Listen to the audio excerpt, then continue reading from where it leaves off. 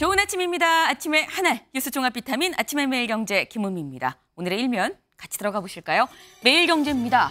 불붙은 미금리, 증시 환율 폭격이다라는 게 오늘 일면입니다. 이걸 좀 보겠습니다. 1,400이 찍혀 있죠. 이게 무슨 얘기냐? 어제 환율입니다. 어제 환율이 1,400원을 뚫었다, 더 올라갔다라는 거죠. 장중에 1,400원을 뚫고 올라갔다라는 얘기인 건데 1,400원이 넘었던 적 역대 4번째입니다. 네, 상당히 이례적인 상황이다라고밖에 볼 수 없는데 그러다 보니까 외환당국, 기재부, 한국은행 동시에 긴급 공지가 나왔습니다. 외환당국이 각별하게 경계감을 갖고 예의주시하고 있습니다. 라는 얘기가 나왔습니다. 때문에 이거 긴급 구두 개입 아니야라는 얘기까지도 있었습니다만 굉장히 긴급한 상황이었다라는 거는 분명히 추측이 가능합니다. 근데 긴급하게 이런 공지를 낼 수밖에 없었던 이유가 있습니다. 환율 1,400원 말고 다음 기사 볼까요? 중앙일보입니다. 원화값, 코스피, 국채가 트리플 급락이었다라는 겁니다. 원화값 떨어졌죠. 지금 1,400원이 뚫렸다라는 것 자체가 원화값이 뚫렸다는 얘기입니다. 더불어서 코스피도 2.28, 2%대로 뚝 떨어졌고요. 국채값도 올해 최저를 찍었다. 트리플 급락, 검은 화요일이었다라는 얘기가 나옵니다. 이 모든 원인으로 지금 지목된 결국 강달러 현상인 거죠. 강달러가 언제까지 갈 것이냐가 관건이 될 것 같습니다. 다음 기사 볼까요? 세계일보입니다. 윤 대통령, 저부터 잘못 더 소통할 것. 어제 오전 10시 국무회의에서 생중계로 윤 대통령 총선 후에 처음 입장을 밝혔습니다. 저부터 잘못했습니다. 더 소통하겠습니다. 라고 얘기했다는 게 오늘 세계일보의 일면입니다. 그런데 다음 기사 같이 보시죠. 경향입니다. 국정 방향 옳았다는 윤 대통령. 그대로 간다. 네, 국정 방향 옳았다. 앞에서 세계일보는 반성합니다. 라는 얘기인 거죠. 앞으로 더 소통하겠습니다. 라는 거였었는데 경향은 국정 방향 옳았습니다. 지금까지 한 거 나 틀린 거 없었어요. 라는데 방점이 찍혔다. 라는 게 경향신문의 제목인 겁니다. 양쪽 이 두 신문의 제목이 굉장히 결이 다르죠. 그 이유 저희가 잠시 뒤에 대담으로 좀 짚어보겠습니다. 다음 기사 볼까요? 한국일보입니다. 또 독도 영유권 주장한 일본, 강제징용 판결 수용 못해. 네, 일본 또입니다. 또 독도는 우리 땅입니다. 라고 자기네 외교청서에 지금 적시를 했다라는 겁니다. 더불어서 우리나라에서 나왔던 이 강제징용 판결, 일본 기업이 배상하세요라는 이 판결도 우리 수용 못한다라고 얘기를 했습니다. 때문에 정부 일본 공사를 조치를 했죠. 그런데 아이러니한 건 이렇게 얘기를 하면서도 일본은 또 한편으로는 한국은 우리의 파트너다라고 14년 만에 기술을 했다라는 겁니다. 병 주고 약 주고 뭐 어쩌자는 거냐라는 생각이 들지 않을 수 없습니다. 다음 기사 볼까요? 조선일보입니다. 서울대병원 산과 전임이 대끊겼다. 네, 이게 무슨 얘기냐? 지금 서울대병원 2년째 지원자가 없어서 산과, 이 산부인과라고 보통 얘기를 하죠. 아이를 낳는 이 산과 관련해서 전임의가 없다. 전공의도 있고 전임의도 있고 이때 뭔 얘기야? 그래서 여기 지금 나와 있습니다. 네, 여기가 지금 약간 좀 잘린 것 같아요. 전임의가 뭐냐? 일단 전공을 다 하고요. 이 해당 병원에서 교수로 있기 위해서 몇 년간 좀 더 뭐랄까요? 이 의료 활동을 하는 그런 사람을 전임의라고 얘기를 합니다. 다시 말해서 앞으로 계속 병원에 남아서 밑에 후임 양성을 할 수 있는 그런 사람들을 얘기하는 건데 양성할 사람들, 전임의가 없다라는 겁니다. 2년째 지원자가 없다라는 거. 그래서 나온 얘기가 2천이 아니라 2만 명을 증원해도 지원자가 없을 거다라는 얘기가 나오고 있습니다. 네. 지금 일단 뭐 정부도 이런 부분에 대해서 좀 개선안을 마련하겠다라고 얘기를 하고 있죠. 하지만 무조건 2,000명, 또 한쪽에선 무조건 백지화, 무조건은 무조건 안 된다라는 말씀도 같이 드립니다. 네. 다음 사진 기사 보겠습니다. 네, 뿌였습니다. 여기가 어디 인왕산에서 본 어제 서울의 도심 모습입니다. 서울의 도심이라고 하기에는 뭐가 뭔지 잘 구분이 안 될 만큼 너무 안 좋죠.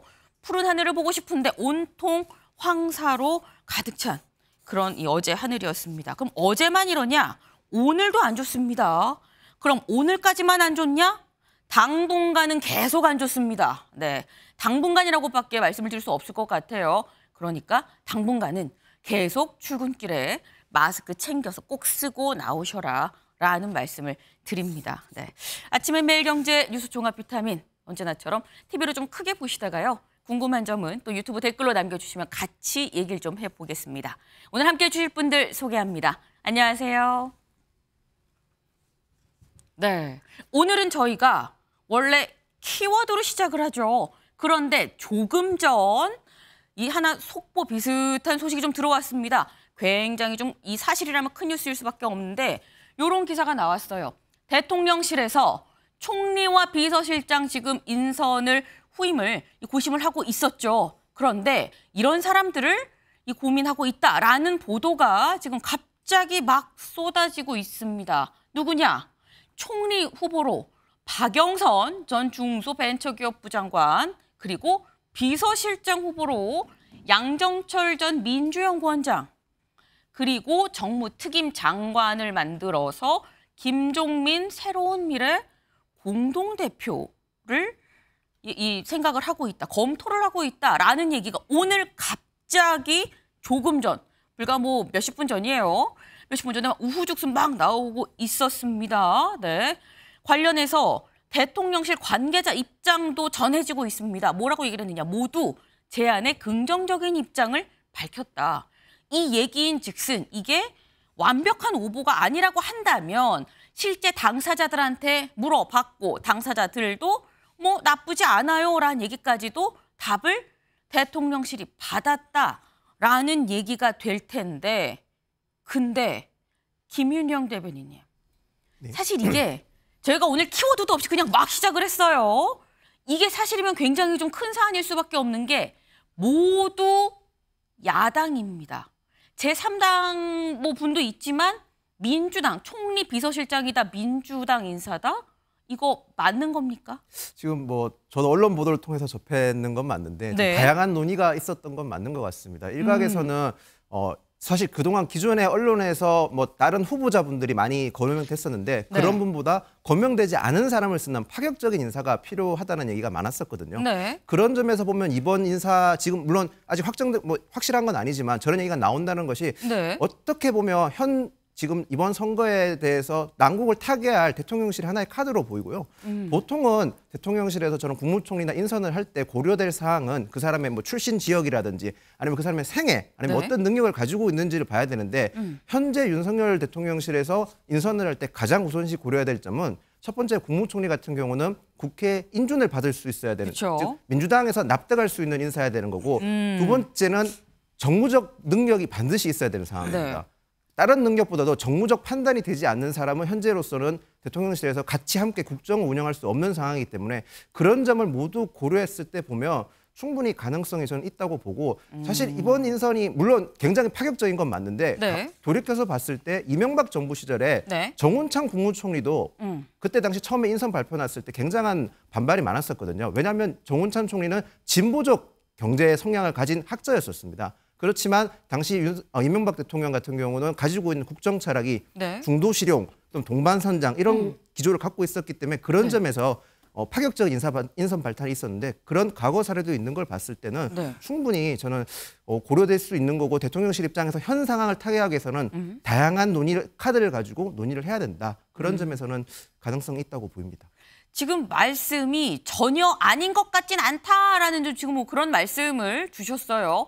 지금 현재의 어떤 상황을 타개하기 위해서는 굉장히 뭔가 파격적인 그런 인사가 필요하다. 그러다 보니까 야당 이런 후보들이 지금 거론이 되는 거 아니겠냐라는 건데 사실 이게 실제 현실화가 된다고 하면 차재원 교수님 거의 연정의 느낌 아닙니까?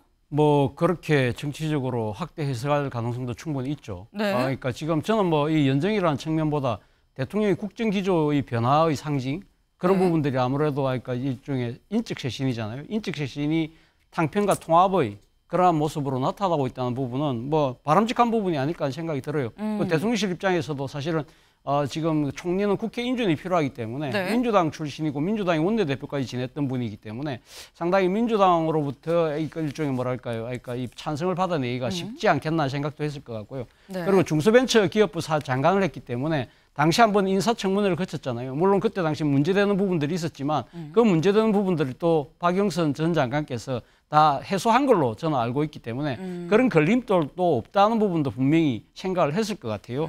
그런데 문제는 걸리는 부분이 분명히 있어요. 어떤 부분이냐면 지난 1월 달에 박영선 전 장관이 라디오 인터뷰에서 뭐라고 이야기했냐면 이재명 리더십에 문제가 있다. 그러면서 그래서 제3신당이 나올 수밖에 없다는 식으로 해서 이재명 대표에 대해서 좀 비판한 대목이 있어요. 그것도 총선 직전에 그때 당시 이 이낙연 전 대표가 민주당을 막 탈당하는 그 움직임이 있을 때 사실 그 문제의 본질 중에 하나가 이재명 리더십이라는 부분을 꼽았거든요. 그렇다고 한다면 사실 잘못 이렇게 지금 하니까 외연의 확장, 그 포용, 중도 뭐 이런 이야기를 할 수 있지만 야당의 입장에서는 이거 갈라치기 아니야? 이렇게 생각할 수 있다는 것이죠. 그렇다고 한다면 저는 대통령께서 이 진정하게 이런 그러니까 외연의 확장 그리고 포용 통합의 상징성을 갖고 이런 이사를 추진한다고 한다면 사실은 이재명 대표하고 사실 미리 만나서 이 양해를 구하는 것이 저는 수순이 아닐까 하는 생각이 들어요. 일단 뭐 지금 언론에서는 불거지긴 했지만 공식 제의는 아닌 만큼 저는 대통령께서 오늘쯤 야당 대표와의 만남을 이야기를 하고 그래서 나는 이런 그러니까 지금 인사의 보관을 갖고 있으니 양해를 좀 해주시는 게 어떻겠느냐. 그런 식의 만약에 수순을 받는다고 한다면 이재명 대표도 반대할 수 있을까요? 저는 문제는 이런 정치적 프로세스가 없이 갑자기 이런 식으로 일이 불거져서 개나게 야당의 오해를 살 수 있다. 그런 걱정도 드네요. 네, 박영선 전 장관이 이재명 대표 리더십에 대해서 지적을 했었던 적이 있었기 때문에 이재명 대표에 대한 어떤 스탠스 그런 걸 감안을 해서 보면 자칫 야당에서 갈라치기라고 생각하는 거 아니겠느냐라는 말씀을 하셨는데 장윤미 변호사님, 민주당 입장에서 이런 말씀은 하지만 그럼에도 불구하고 민주당 인사거든요.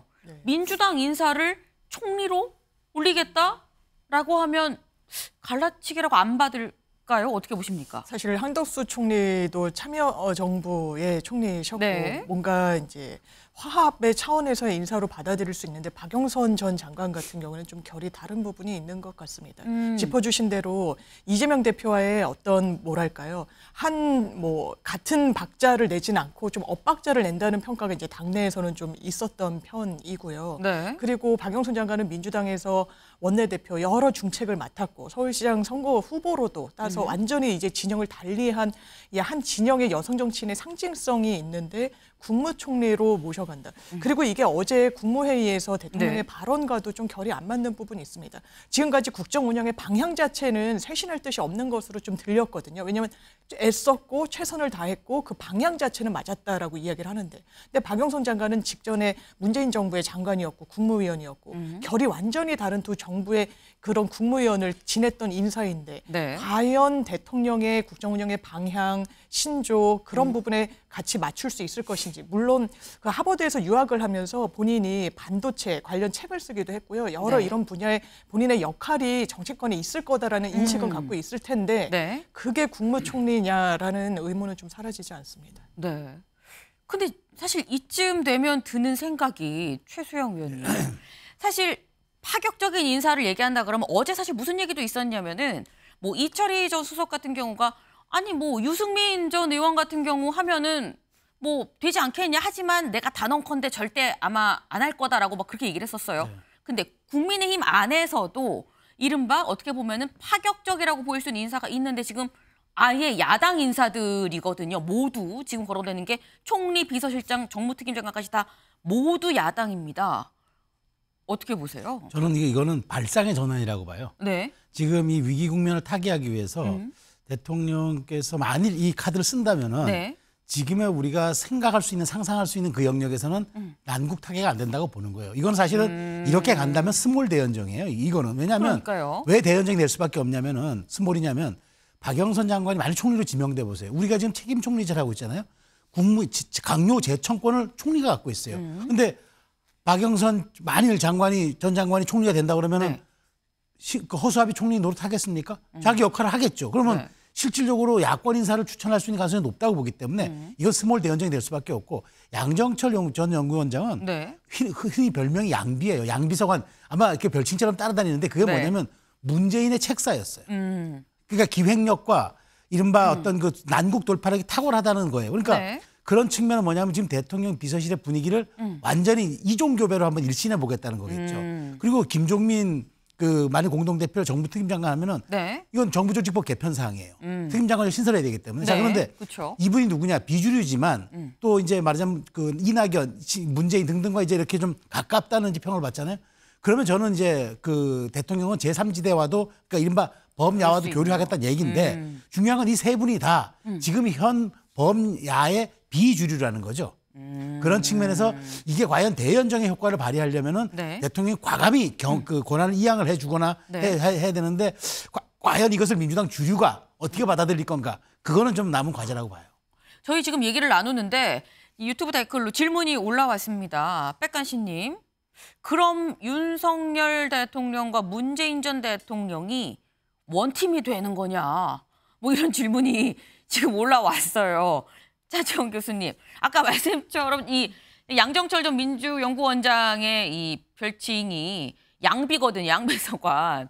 그런데 지금 이렇게 되면은 윤석열, 문재인 원팀이냐 이런 질문 어떻게 보십니까? 문재인 정권 시절에 양정철 전 민주연구원장이 정권의 핵심이라든지 실세라는 이야기는 거의 없었잖아요. 대통령이 되기 전에는 상당히 책사로서의 능력을 네. 발휘했지만 정권을 담당하고 난 뒤에는 상당히 좀 거리를 뒀던 부분이 있기 때문에 원팀이라고 될 수 없다고 보는 것이고요. 또 한편 지난번 그 총선 과정에서 문재인 전 대통령이 네. 윤석열 정권에 대한 상당한 비판을 했잖아요. 실제 본인이 전직 대통령의 그 이전의 모습과는 달리 직접 민주당 후보들을 찾아다니면서 지원 유세를 벌일 정도로 네. 정권 심판에 상당히 공을 들였고요. 그전은 무슨 일이 있었습니까? 조국 혁신당의 당선자들이 전부 다 평산마을로 찾아가서 윤 대통령하고 깊이 있는 대화를 나눴을 건데 아마 어떤 식으로도 윤석열 정권 심판에 대한 공약을 어떻게 이행할 것이냐 부분을 네. 상당히 논의를 했을 것 아니겠습니까? 이런 상황이라고 한다면 사실 그 박영선 전 장관과 뭐 김종민 뭐 네. 의원 등이 만약에 들어간다고 해서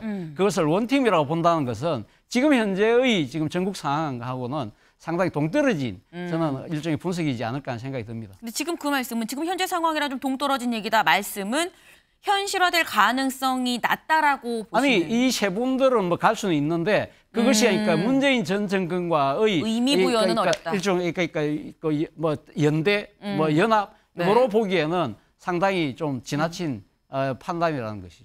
근데 또 말씀처럼 또 들으면은 이게 또 그렇게까지 볼 수 없는 거 아닌가라는 생각이 들기도 하지만 만약에 양정철 전 민주연구원장이 비서실장으로 가요. 윤석열 대통령의 비서실장. 그럼 문재인 전 대통령한테 얘기를 안 하고 가겠느냐라는 생각도 들거든요. 최소영 위원님. 그러니까 제가 여기서 주목하는 거는 이게 제가 뭐 만약에 성사된다면 네. EJ 전략이 될 수 있다는 거예요. 지금 사실 지금은 여권이 뭘 혼자서 할 수 있는 일이 하나도 없어요. 하나도 없는데 자 그러면은 지금 175석의 민주당, 그다음에 12석의 조국혁신당 이렇게 되면 지금 거의 190석 가깝잖아요. 자 네. 그러면 여권이 할 수 있는 게 아무도 없는데 이걸 돌파할 수 있는 거는 오히려 야권 인사들을 포진시킴으로써 네. 야권 인사들이 경쟁하고 소통함으로써 오히려 그런 어떤 말하자면 미묘한 역학관계를 틈타서 그 균열의 지점들을 여당이 좀 밀어붙일 수 있다면 그런 것도 여기 만일 이게 성사가 된다면 네. 정무적인 차원에서는 포함이 될 수가 있어서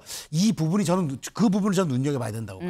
네. 지금 저희가 얘기를 하고 있는데 대통령실에서 조금 전에 요 관련해서 입장이 나왔습니다. 대통령실에선 박영선 총리 양정철 비서실장 보도에 황당하다, 대통령 의중 아니다라고 지금 입장을 조금 전에 밝혔다고 해요. 근데 저희가 이게 뭐 단순히 한 군데서 단독 보도해서 이걸 다룬 게 아니고요. 굉장히 오늘 새벽 6시, 7시 그 상간에 다양한 곳에서 보도가 쏟아져 나왔습니다. 때문에 그래서 다뤘는데 일단 대통령실 입장에서는 좀 황당하다, 아니다라는 입장이 나왔기 때문에 요거는 오늘 상황을 좀 지켜봐야 될 것 같아요. 왜냐하면 여기서 뭐라고 했느냐. 제안에 여기서 거론된 사람들이 좀 긍정적인 입장을 밝혔다라는 보도가 있었으면 이 보도가 완전한 오보가 아니라면 뭔가 얘기가 오간 것까지는 맞을 수 있는 상황인 거거든요. 때문에 이게 앞으로 오늘 어떻게 전개가 되는지가 굉장히 좀 중요해 보입니다. 그럼 다음 저희 오늘 신문 대 신문 준비했는데요. 신문 대 신문 같이 볼까요?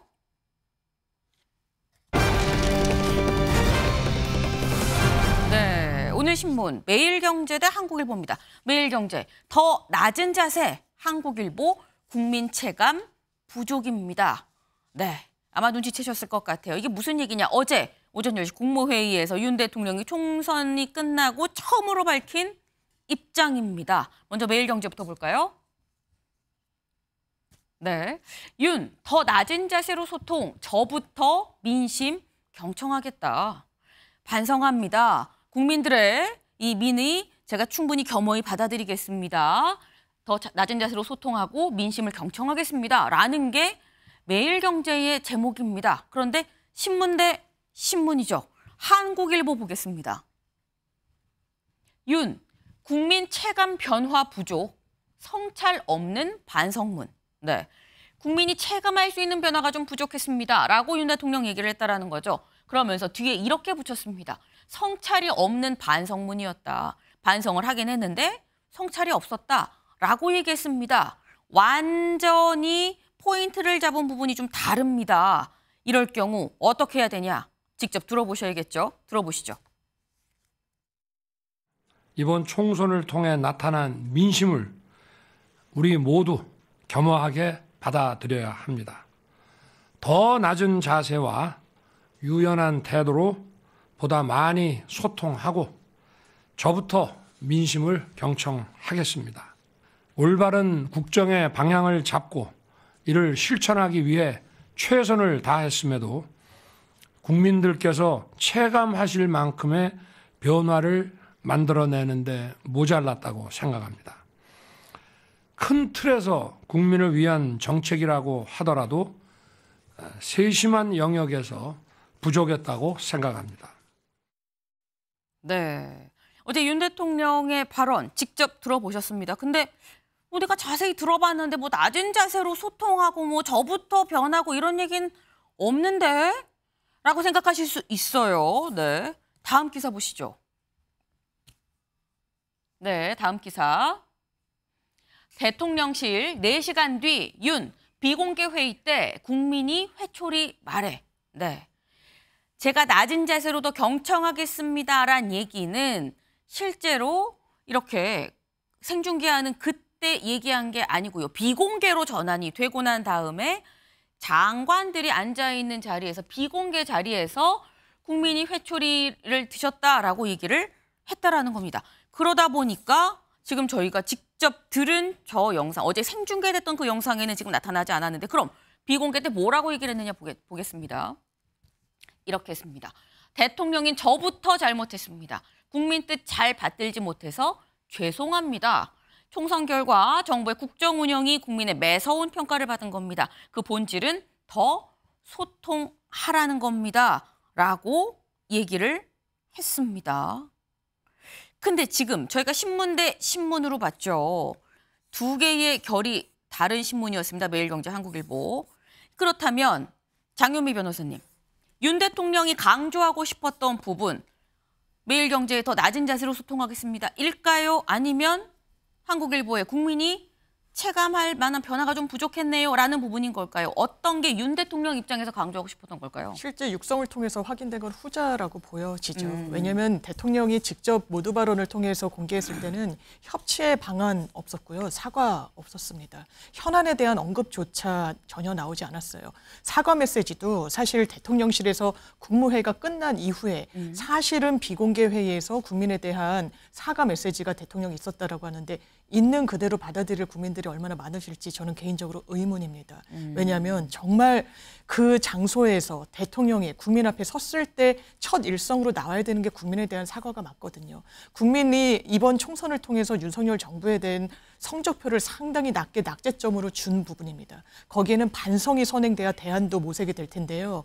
반성과 대안 모색 있었다고 보여지기 어렵습니다. 아마 이 부분과 관련해서도 이 여론이 별로 좋지 않았죠. 그러자 메시지를 사실상 마사지한 그런 결과로 보입니다. 대통령이 육성으로 사과했다고 이야기를 하니까요. 그렇기 때문에 지금 보수 언론들에서도 사실상 알맹이 없는, 그리고 사과 없는, 그리고 국민들은 잘못했다고 이야기하는데 거기에 대한 성찰 없는 대통령의 모두 발언이었다고 지금 평가를 하고 있기 때문에 전환점을 좀 모색할 수 있는 대단히 중요한 기회를 한번 좀 놓친 것 같아서 저는 개인적으로 이 취임 2주년을 맞는 5월 9일 날 기자회견을 하시는 게 맞다고 생각합니다. 네, 좀 기자회견을 해야 될 시점이 아니겠느냐 말씀을 하시면서 사실상 생중계로 대통령의 목소리를 통해서 얘기를 하긴 했지만 이게 여론이 안 좋으니 추후 뭐 마사지라는 표현을 지금 쓰셨어요. 좀 다독이는, 여론을 좀 다독이는 그런 메시지를 추가로 좀 더 낸 거 아니겠느냐라는 말씀을 하셨는데 다음 기사를 좀 보겠습니다.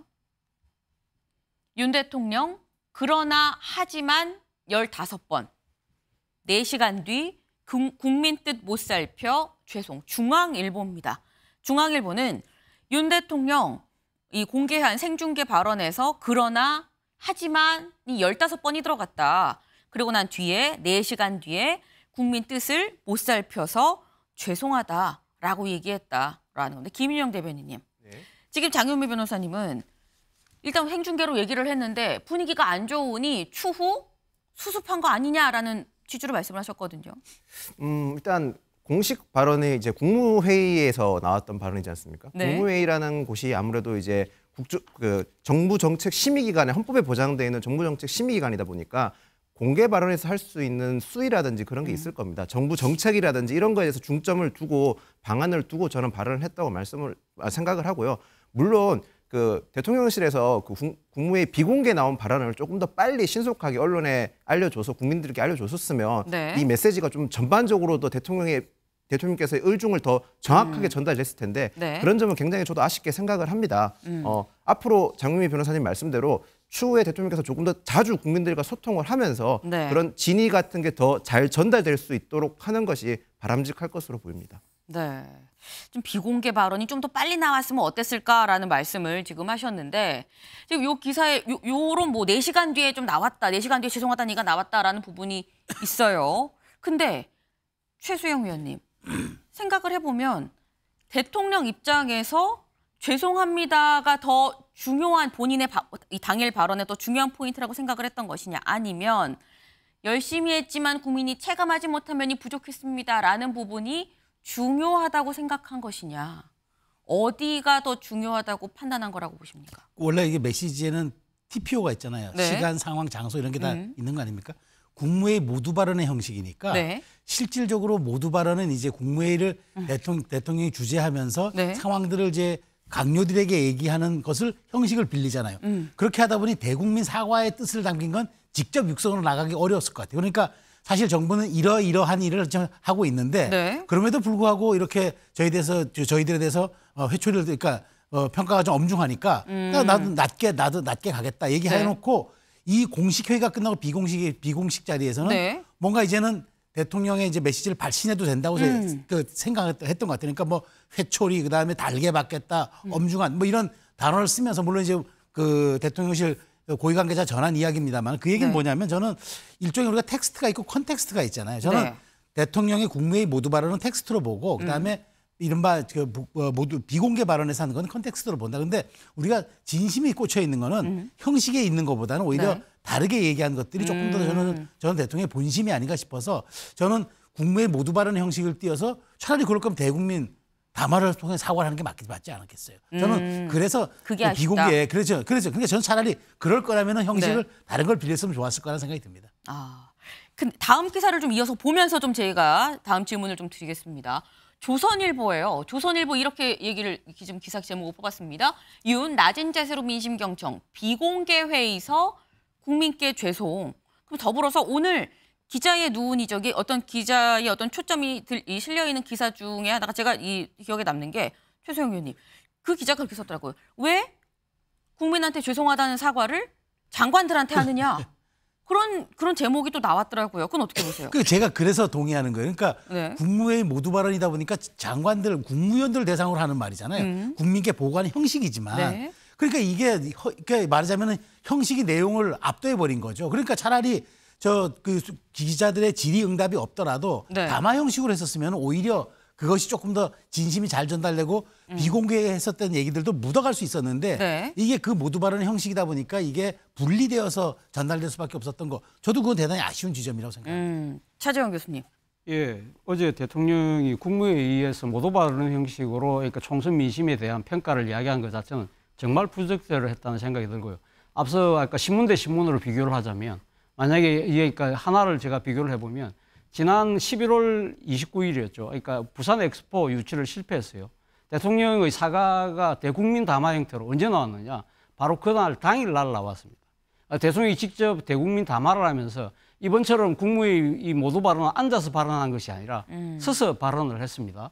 그런데 지금 어제 지금 놓은 것이 총선이 끝나고 6일 만에 입장이 나왔다는 것이고요. 그리고 또 하나는 메시지도 상당히 문제라는 것이죠. 그러니까 대통령의 진심이 도대체 뭐냐? 결국 다시 또 통역사가 지금 또 등장한 거 아닙니까? 그런데 당시 이 엑스포 유치에 대한 사과를 보면 이 모든 것은 전부 저희 부족이라는 이야기를 세 차례나 이야기를 해요. 네. 사실은 어제 대통령의 이야기가 우리가 듣고 싶었던 부분이 바로 이 저희 잘못이었다는 부분, 이 사과라는 부분이 담겼어야 되는 것이고요. 엑스포 유치 이 담화에 보면 성자 사우디에 대한 축하의 뜻이 담겨 있어요. 그렇다고 한다면 이번 총선 민심에서 나타난 야당의 압승과 관련해서 야당의 승리에 대해서 어떤 식으로 대통령이 뭔가 이야기를 하면서 그 뜻을 받아들여서 야당과 협치와 소통을 하겠다는 뜻도 담겨야 되는데 그러한 부분도 없다는 거죠.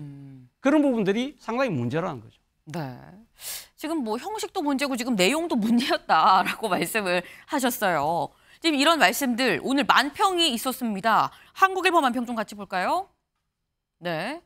지금 보면 윤 대통령이 윤이라고 적혀있죠. 윤 대통령 지금 사다리가 있어요. 영수회담, 협치, 쇄신해서 뭔가 굴인 것 같은데 굴 밖으로 나갈 수 있는 사다리인 것 같습니다. 그런데 지금 앉아서 고민하고 있죠. 나가봐. 고민을 하고 있어요. 근데 몸이 개구리인가요? 두꺼비인가요? 개구리인 것 같아요. 일단 청개구리인 것 같다. 네. 지금 뒤돌아서 있다. 나가봐라고 일단 고민을 하고 있는 윤 대통령의 모습입니다. 영수회담, 협치, 쇄신 해야 돼 말아야 돼 고민 중이다라는 만평이 있는가 하면 다른 만평도 있었어요. 볼까요? 네. 회색 이 콧불소를 탄 윤 대통령입니다. 그래서 뭐라고 얘기하냐. 겸허히 그리고 죄송하다라고 얘기를 하고 있습니다. 제목은 마이웨이예요. 네. 지금 윤 대통령 회색 코뿔소를 타고 마이웨이를 하고 있다라는 얘기인 거죠. 회색 코뿔소. 아마 예전에도 한번 만평에 나왔었어요. 이 회색 코뿔소가 뭐냐. 많이 이미 경고가 나와서 인지하고 있는 위험. 그런데 위험성을 간과해서 결국 맞닥뜨리게 되는 그런 위험. 그거를 회색 코뿔소라고 얘기를 합니다. 이 회색 코뿔소를 타고 마이웨이를 지금 윤 대통령이 가고 있다. 근데 요거는 살짝 좀 다른 것 같아요. 최수영 위원님. 아까는 나갈까 말까 고민하고 있었거든요. 청개구리가. 근데 지금은 회색 코뿔소 타고 지금 그냥 갑니다. 반대로. 어떻게 보십니까? 나갈까요? 그냥 갈까요? 회색 코뿔소에는 하나의 의미가 더 있죠. 무쏘의 뿔처럼 혼자 가라. 아. 그러니까 그 회색 코뿔소는 이제 경제학 용어로 그런 이제 위험을 얘기하는 거지만 네. 실제로 아마 만평 그린 화가는 무쏘의 뿔처럼 혼자 가라는 것도 해서 마이웨이를 쓴 것 같아요. 근데 어쨌든 뭐 그거는 저 해석의 영역이니까 그런데 네. 저는 이렇게 봅니다. 지금 대통령께서 이런 이제 말하자면 박영선 총리 카드, 김종민 장관 뭐 양정철 비서실장 카드 이거 사실은 대통령실에서 이런 최소한 보도가 나올 때는 어느 정도 말하자면 여론전을 떠보긴 하는 거예요. 그렇다면 대통령의 의중 속에도 이런 게 있다는 얘기죠. 네. 저는 그렇다면 뭘 보느냐면은 네. 진짜 윤 대통령이 지금 그 발상의 전환을 해볼까 아니면은 어떤 식으로든 다시 이제 말하자면 우리 지지층을 공고히 해놓고 또 중도 외연 확장을 해볼까. 그러니까 네. 여러 가지 지금 그 경우의 수에 고민하고 있다는 것 같은데 근데 정답은 간단합니다. 여기서 나온 이야기는 야당과 협치하고 소통하라는 얘기잖아요. 이게 이번 총선의 의미 한마디로 얘기하면 분점 정부를 국민이 허락한 거예요. 그러니까 민주당의 입법권을 행정부의 여당에게는 인사권과 예산권을 준 거예요. 그래서 이 두 개를 협치하라고 분점 정부니까 네. 저는 거기에 방점을 찍고 인사든 방향이든 고민하면 된다는 말씀 드리고 싶어요. 근데 그렇다고 한다면 김윤영 대변인님. 네. 영수회담 하는 건가 안 하는 건가 지금 계속 협치 말씀을 하셨어요. 그렇다고 하면 영수회담 하나냐, 뭐 굳이 영수회담이 아니더라도 뭐 다른 당대표들과 만나더라도 이재명 대표와 윤 대통령은 만날 가능성이 있는 것이냐 어떻게 보십니까? 가능성? 저는 무조건 만날 수밖에 없다고 만날 생각합니다. 수밖에 없다. 네, 윤석열 대통령에게서 선택권이 저는 없다고 생각을 합니다. 왜냐하면 성공적인 국정의 운영을 하려면 민주당의 협조가 없으면 불가능한 상황인 거고 네. 지금 현재 국민의 민의가 드러나는 거는 민주당과 함께 국정을 운영하면서 성공을 하라는 저는 그런 시그널로 봤거든요. 그런데 현재 윤석열 대통령께서 추진하고 있는 정책이 입법적 지원이 없으면 그냥 계속 공회전할 수밖에 없고 계속 네. 공회전을 공회전을 하게 되면 결코 성공한 정부라고 평가받을 수 없는 상황인 거죠. 그런 상황에서 이 난국을 타개하려면 반드시 민주당과 협치를 해야 되는데 그 협치의 물꼬를 어떻게 틀 것이냐. 가장 효과적이면서 가장 빠른 방법은 결국 민주당의 대표, 뭐 시기가 어느 시점인지는 모르겠지만 민주당의 대표 또는 야당의 대표들과 만나서 네. 얘기를 할 수밖에 없는 상황이기 때문에 선택권이 없다고 저는 생각을 합니다. 아, 지금 이건 선택 사안이 아니다라고 말씀을 하셨어요. 언제 하느냐의 시기의 문제인 거지 선택 사안이 아니다. 그렇다고 한다면 윤 대통령과 이재명 대표 언젠가는 좀 만나게 될 것 같다라는 생각이 드네요. 오늘 흐름이 중요해 보입니다.